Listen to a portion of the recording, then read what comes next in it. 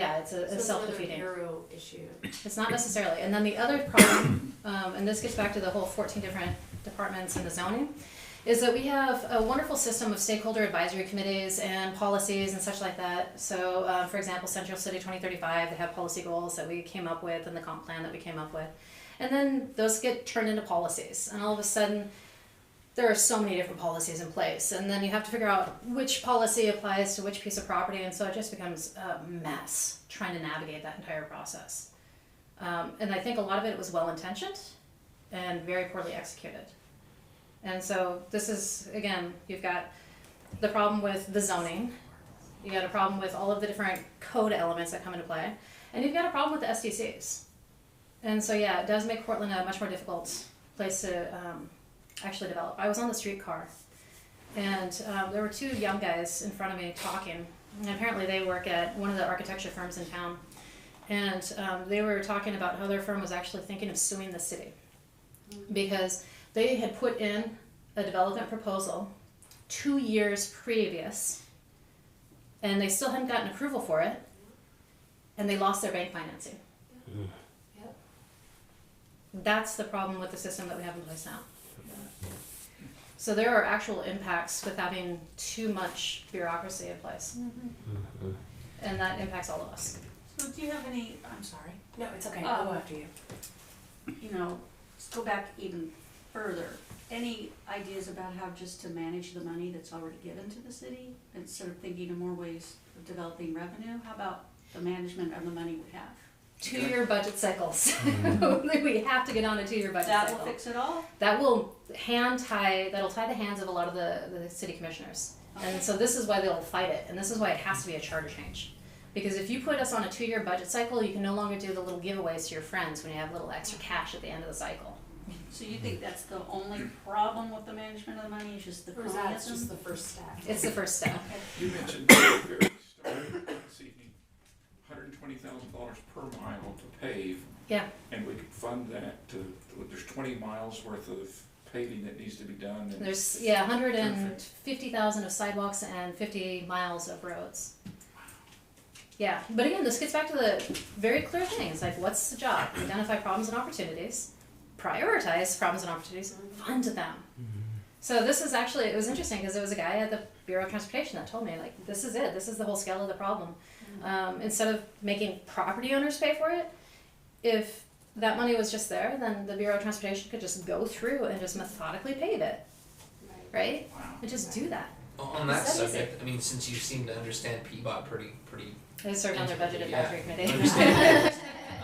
The thing that I think would affect most of us, and it's a pretty large, currently an ODOT thing, is 82nd Avenue. Yes. And I know that there's a 82nd Avenue Improvement Coalition right now Yes. that's trying to come up with these different plans to make it to where 82nd can be ceded to PBOT, so they'll be able to have like stewardship over it. Do you see a path to that happening in any foreseeable time frame? Because it seems like it's such an extremely expensive project that nobody wants to touch it. It's funny, I was looking through the transportation system plan yesterday, and there are a lot of projects on the TSP that are for 82nd. The jurisdictional boundaries are always the most challenging element of it. That's one where the PBOT's going to have to negotiate that. Yeah, okay. Because ODOT's it's not challenging. really, I mean, they're not being exceptionally helpful, obviously. If you ODOT drive is typically ODOT, not. or drive 82nd, you can see the work that ODOT needs to do. It's just clearly not being done. Yeah. So, but ODOT yeah, okay. is perennially underfunded. Gotcha. And one of the ideas that Ted Wheeler has, that I think actually has some legs to it, is getting back to that whole tax increment financing that's coming from the urban renewal areas. Well, there's several urban renewal areas that are about to end. And so what would normally happen is that tax increment financing, the TIF money, would go back into the general fund, go back into property taxes. And his idea is actually to do what's called TIF capture.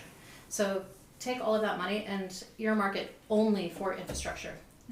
So going back to roads, because the city of Portland made an active strategic decision to not prioritize maintenance. Yes. And they did that for 2 decades. Very clear.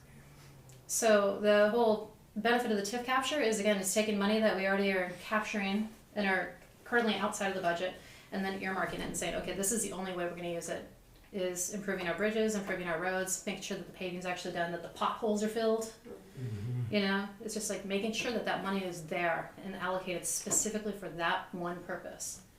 Okay, on that yeah. subject, because that's something that Hales ran on every corner, like, we're gonna pave every street Yeah. in Portland, it's gonna be, And he just didn't. so smooth everywhere, and then it all fell apart, like nothing, what's the difference between your vision and political will that you have versus, the presentation we got from him that was never really fulfilled? Yeah, Shirley Hills is a funny guy. Yeah. Some would say nice. I remember talking to Mayor Katz about that. She was like, I told him you shouldn't run. He was an exceptionally bad mayor. Yeah, for sure. I don't know if he qualifies as the worst, but he was exceptionally bad. I think that I'm pretty pragmatic.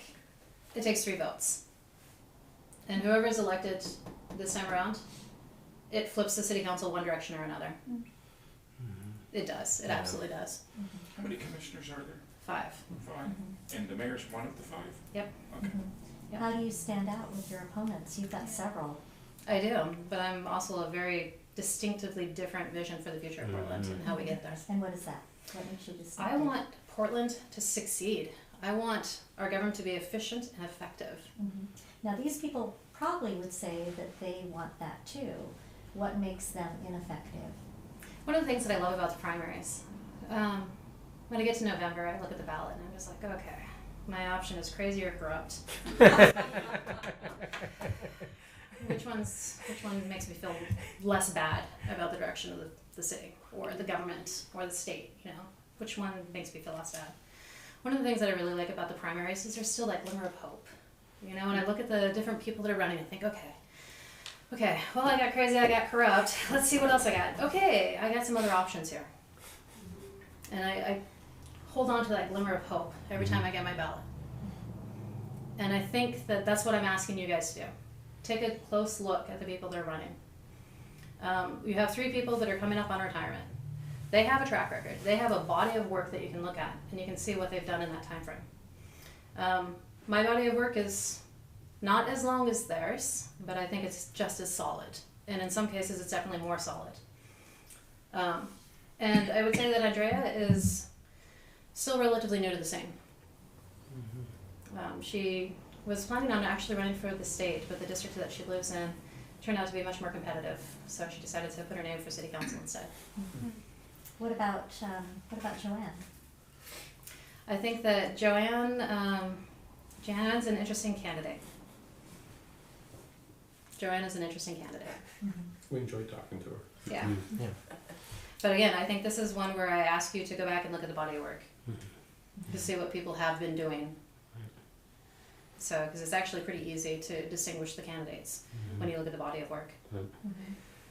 In regards to livability, because it's something that I'm pretty well I'm informed when it comes to these matters because I run the community watch down in Brentwood, Darlington. I actually met you 2 months ago You did, at yes, I our remember. NA meeting, and I gotta say you've refined your policy positions a lot, and I really am impressed from what you presented there, which was kind of a rough draft, to what you've got now. It's encouraging. But as far as livability is concerned, we just got some really troubling statistics last week that indicate that in our neighborhood, in particular, there's been a 44% year-over-year increase in property crime. Yes. What is it going to take, and other than just having the number of votes on the board, what would it take if you get those votes? What would you support to kind of curtail that, even if it's an acute measure to make that less of a huge impact on the people in the communities? Like, what would you do specifically? So actually, and this is one of those things where I look at the people who are advising some of the candidates too, because there are 2 other candidates in this race who actually support tent camping and creating tent camps throughout the city. What are they saying who they are? One of them is Joanne Hardesty, and the other one is Stuart. Stuart's working with Homer Williams. It's actually a company called Sprung Tents. You can look this up. It's very interesting. So yeah, they want to put the shelters and the camps throughout the city. I live in the neighborhood with shelters in it. I know what the problems are with shelters. I do not support putting shelters throughout the city. I don't. And a large part of that comes back to the public safety resources. Shelters are intensive. You have people that are staying in a place overnight and then they're let out the next day and then they just hang out in the neighborhood, and you've got all sorts of additional problems that come along with that. right? I see this every day in downtown. I know how this works. The same thing with the tent camping. There was a fire again just last night. Yep. Yeah. Yeah. Yeah, and 2 nights ago. And Forgotten Realms behind Emmanuel Hospital, when they were siphoning propane out of the tank and then they burned that on the house next to the camp. You know, I think about this on a pretty regular basis, like, okay, what are the impacts here? And one of the things, this gets back to like the larger plan, because these are all connected together. The campus model works. The biggest advantage of the campus model is it provides wraparound services. Complete wraparound services. Do we have any shelters that have a campus model at this point? No. The closest thing that we have to a campus is Old Town Chinatown. If you could like define that specifically, what is involved in a campus model? So campus model, there is a national model for this, the best practices, the Harbor of Hope or I guess it's called Haven of Hope in San Antonio, Texas. And so basically what it is the service providers are on that campus. And so it's like one-stop shopping. And so if you want a tent camp, there's your campus. That's where you can do your tent camping. Okay. I think about this in more pragmatic terms. Again, I'm very pragmatic. About 4 months ago, I live in downtown, and it can get kind of strange at night. And it was about 3 o'clock in the morning. I heard some guy having a mental break outside on the park blocks. And I was like, okay, this woke me up. So what are my options here? I could call the cops. The cops show up. This could go a couple of different ways. Maybe a good way, probably not. Even if the cop gets the guy into a car and takes him up to OHSU for a treatment, guy's gonna be back out, again, probably within the next 12 hours. He may or may not have any of his personal belongings anymore because they may or may not have made it into the cop car with him. You won't have been treated, no problem will have been solved. The other option is to just leave him there, having this mental break. Like, okay, well that's not real great, right? And then I realized there are about 3,000 people right there that are hearing this guy having this break. Nobody's doing anything. What are we supposed to do about it? And that's what I think with the campus model that really works, is when somebody's having a break, there's treatment right there. This is really similar to what they were thinking about with Wapato. I was just gonna ask that. Yeah. My follow-up question. So Yeah. I have a great privilege of working with a nonprofit in Clackamas County, and I wanted to follow up. I really appreciate that you've been on the ground in a neighborhood geographic services, so you really understand how people can help one another as neighbors. So as our nonprofit, we serve a lot of people that are on the edge, either they're preventing homelessness or are in homelessness. And there's a coalition in Oregon City Homeless Solutions, which was formed by a private organization, a city commissioner, Oregon City commissioner, a prior mayor, and then other leaders in the city. And they really built a private connection to address this homelessness, because they have a shelter there in Oregon City, and so it drew a lot of business attention because it was driving business away from Main Street. So they have formed this private organization, and now they're going to the public. They're going to the county commissioners and try to bridge a relationship between the public and the private to address the issue, because there's things that the public organizations could never address, and there are things that private could never address. So that combination. So I just encourage you to not forget that the private sector is such a significant aspect of solving this problem. And you were speaking about the campus idea. So in my organization, we've had the privilege to work with Catholic Charities and the county commissioners to build something called the Vet Village.